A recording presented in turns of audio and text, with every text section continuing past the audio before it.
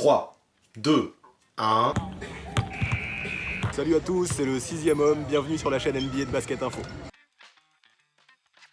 Aujourd'hui, on continue avec ma série de l'été pour le 3e opus des Frankenstein Players. It's alive! It's alive! It's alive! Ceux qui me suivent le savent, avant de partir en vacances, j'ai tourné 5 vidéos pour que vous puissiez avoir du contenu cet été. Et comme je disais dans les vidéos précédentes, je me suis inspiré d'une idée de ce bouquin de Chi Serrano pour piocher des caractéristiques chez des joueurs existants afin de créer mon basketteur ultime. Sauf que moi, au lieu d'en faire un seul de façon globale, j'en ai fait plusieurs poste par poste. Après, je suis désolé aussi encore pour ceux qui ont déjà vu ce qui s'est passé les semaines dernières, mais je suis obligé de me répéter à nouveau. Je réexplique donc très rapidement le contexte et surtout les règles. La première, bien sûr, est que les joueurs doivent avoir joué en NBA, et évidemment une grande partie au poste étudié. La deuxième, c'est qu'un joueur ne peut être cité qu'une seule fois. Impossible de prendre les dunks et le côté clutch de Tracy McGrady par exemple. Et enfin, la troisième que je rajoute, c'est que les joueurs sélectionnés ne doivent plus jouer en NBA actuellement. C'est un petit truc que je m'impose pour garder un côté historique. On verra plus tard si à l'avenir je ferai les mêmes choses avec les joueurs actuels. Et du coup, tu classes toujours les caractéristiques que tu prends en 4 catégories, c'est ça? Tout à fait, et voilà les 4 domaines selon lesquels je les trie. Celles qui ont trait au jeu, celles qui ont trait au mental, celles qui ont trait au physique et celles qui ont trait à l'identité. Car ouais, ceux qui ont vu les précédentes le savent, c'est beaucoup plus drôle si on trouve un nom et un look à nos Frankenstein Players. C'est vrai que les deux premiers avaient une bonne gueule, et de quel poste tu vas nous parler aujourd'hui? 3e opus, poste 3 évidemment. Et on va vite fait rappeler ce que c'est pour ceux qui maîtrisent pas. Le poste 3, c'est celui qu'on appelle le shooting forward, ou l'ailier shooter en français. Généralement, il mesure plus de 2 mètres et ça peut aller bien plus haut si le gars est suffisamment rapide et agile pour occuper ce poste. C'est un gars qui a la plupart du temps un bon shoot extérieur, mais qui est quand même plus grand et plus costaud qu'un poste 2. Il peut jouer le 1 contre 1, mais sa puissance lui permet aussi de s'approcher du cercle et parfois même de jouer le post-up. Pour moi, c'est le poste qui demande le plus de polyvalence. Un bon ailier, c'est tout faire. En gros, le mieux, c'est d'avoir toutes ces qualités pour arriver sur ma table d'opération. J'imagine que vous voyez le truc, du coup on enchaîne direct sur le 3e opus de ma série de l'été. Qui est mon Frankenstein Player au poste 3?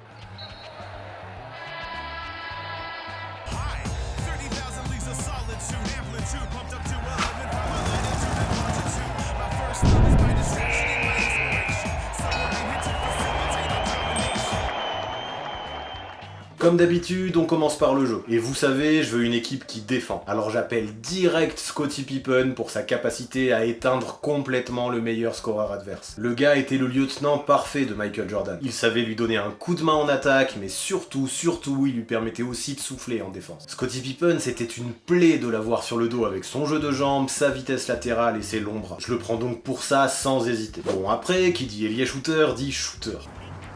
Pour le shoot, je prends Paul Arizin. Beaucoup le connaissent pas trop, c'est un gars qui jouait dans les années 50 où tout le jeu se déroulait proche du panier où la ligne à 3 points n'existait pas. La plupart des joueurs shootaient à 2 mains, ne s'éloignaient pas trop du cercle et essayaient de s'approcher le plus possible pour marquer des points. Mais lui, il a pris de la distance, il a créé des espaces et Arizin est l'un des précurseurs à avoir développé une technique de jump shoot comme on connaît aujourd'hui. Il a révolutionné le jeu et ça lui a permis de cumuler plusieurs saisons à plus de 25 points par match. Par contre, faut avouer qu'au niveau de l'adresse, 42% en carrière, c'est pas trop ça. Alors pour compenser, je prends l'adresse de Larry Bird. 5 saisons à plus de 50% au tir tout en ayant constamment le meilleur défenseur adverse sur le dos, ça classe un homme. Et encore, je parle même pas du nombre de prises à 2 qu'il recevait, ça l'empêchait pas de marquer ses points. Puis tant qu'à faire, je donne également à mon gars l'instinct de scoreur d'Alex English. Le joueur des Nuggets, c'est l'un des meilleurs attaquants que l'histoire nous ait donné de voir à ce poste. Constamment attiré vers le panier, English a tourné entre 25 et 30 points de moyenne par match pendant près de 10 saisons. Là déjà, tu commences à avoir un joueur qui ressemble à quelque chose. Tu lui rajoutes quoi encore? La faculté de parcourir le terrain de John Havlicek. C'était fou, le gars était toujours le premier en contre-attaque, mais aussi toujours le premier à se replier en défense. Un vrai essuie-glace, et ça même à la 48e minute. Havlicek avait 3 poumons et ça lui permettait clairement de dominer à son époque. Puis enfin, vu que je veux qu'on reconnaisse mon joueur, je lui mets des gestes de shoot atypiques. Alors je commence par le lancer franc à la cuillère de Rick Barry et je lui ajoute le tir du Cobra de Sean Marion. Quand avec un shoot si moche, on est capable de faire 6 saisons à plus de 50% de réussite au tir, c'est forcément qu'on a quelque chose de surhumain. Alors si je récapitule au niveau du jeu, donc on a la défense de Scottie Pippen, le jump shot de Paul Arizin, l'adresse de Larry Bird, l'instinct de scoreur d'Alex English, la capacité à parcourir le terrain de John Havlicek, Novicek, les lancers francs de Rick Barry et le tir du Cobra de Sean Marion. Ça fait de bonne qualité pour mon Frankenstein ailier. Ok, place maintenant à son mental. Yep, et tout de suite, je lui donne le sang-froid de Robert Horry. Que ce soit avec les Rockets, les Lakers ou les Spurs, le gars s'est fait une spécialité de rentrer les shoots les plus décisifs du monde. 7 bagues sur ses doigts, c'est pas par hasard. Sois le bienvenu dans mon labo, Big Shot Bob. Ensuite, pas mal de trucs en vrac, et tout d'abord, la créativité de Tracy McGrady. Le gars trouvait toujours la faille, quelle que soit la manière, jusqu'à aller se faire des autopasses contre la planche. Ensuite, je vais choper la régularité de James Worthy. Lors de ses 8 premières saisons, il n'est jamais descendu en dessous d'une moyenne de 53% de réussite au tir. Quand tu le voyais tirer, tu savais que tu pouvais avoir confiance, et je veux un mec comme ça. Et tant qu'à prendre des joueurs des Lakers, j'ajoute la ténacité d'Elgin Baylor. 8 finales disputées, aucune de gagnée, et toujours autant d'intensité dans son jeu. Franchement, au vu de cet entêtement, il aurait mérité de gagner une bague, et cette ténacité est clairement à féliciter. Puis, il faut que je parle de la précocité de Grant Hill aussi. Le gars était tellement mature, dès sa saison rookie, il a chopé une sélection All-Star et semblait déjà connaître le jeu comme un vétéran. Dommage que la suite de sa carrière ait été gâchée par ses blessures, parce qu'au vu de ce qu'il a montré au tout début, Grant Hill aurait pu vraiment faire partie des plus grands. Ça commence à faire pas mal de qualité, j'avoue ton joueur il fait déjà un peu flipper. Yep, voilà pourquoi je vais aussi lui ajouter des côtés fun, comme le jeu d'acteur de Paul Pierce. Lors des finales 2008, vu que soi-disant il n'arrive plus à marcher, il fait venir un fauteuil roulant pour sortir du terrain. La salle est super inquiète et le mec passe pour un héros lorsqu'il revient en jeu. Sauf que des années plus tard, on a appris qu'en fait il s'était juste fait dessus et que le fauteuil était le meilleur moyen qu'il avait trouvé pour ne pas que ça se voit.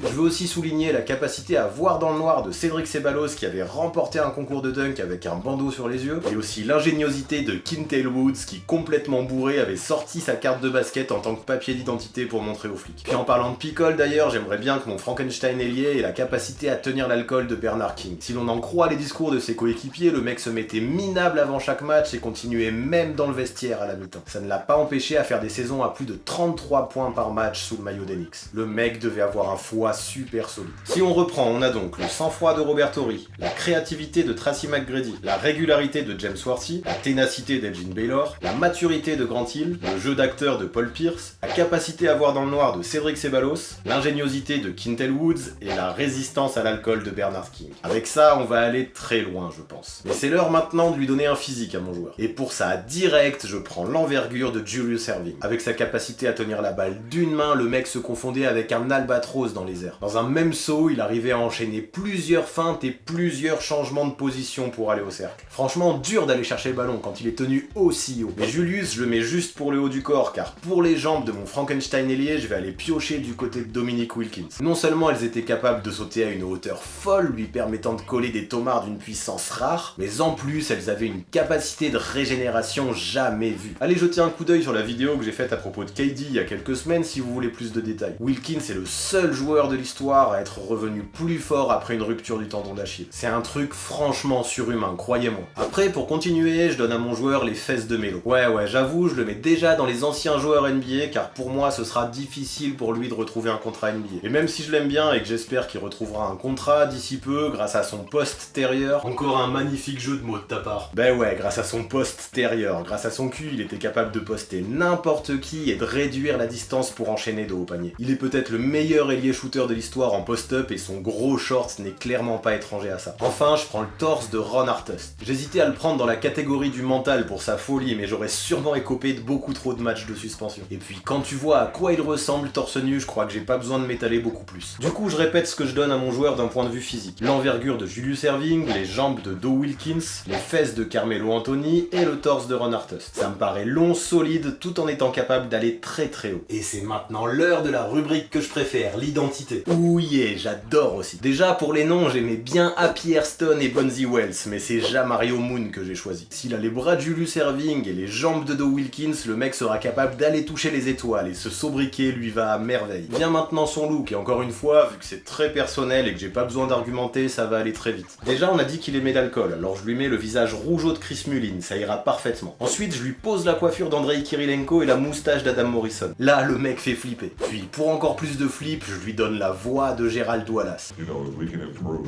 Like I told the guys during my championship, Et voilà, moi. Avoue que tu recules quand tu le vois, mon gars, et pour couronner le tout, je lui file les chaussures à jantes qui tournent de la Trail Sprewell. Pour moi, le mix est parfait, une tête de mec sorti de l'asile, une voix caverneuse et des pompes totalement what the fuck. Tremblez les adversaires. Mélangez ce look à toutes les qualités que j'ai déjà énumérées et vous obtenez mon Frankenstein ailier parfait.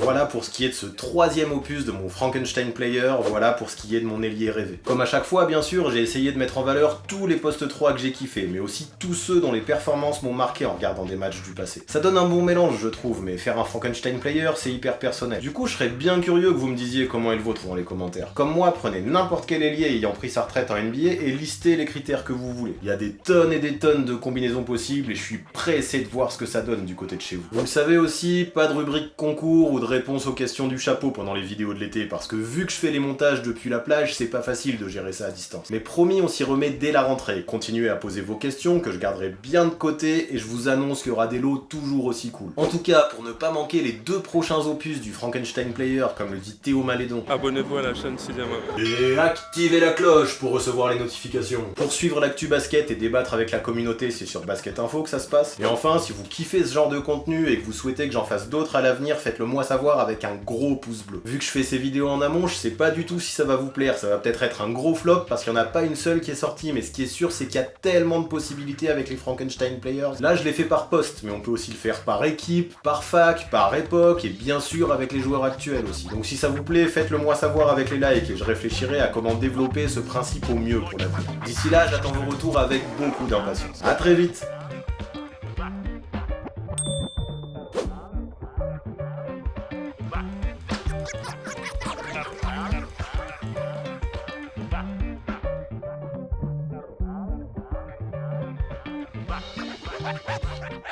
Bye.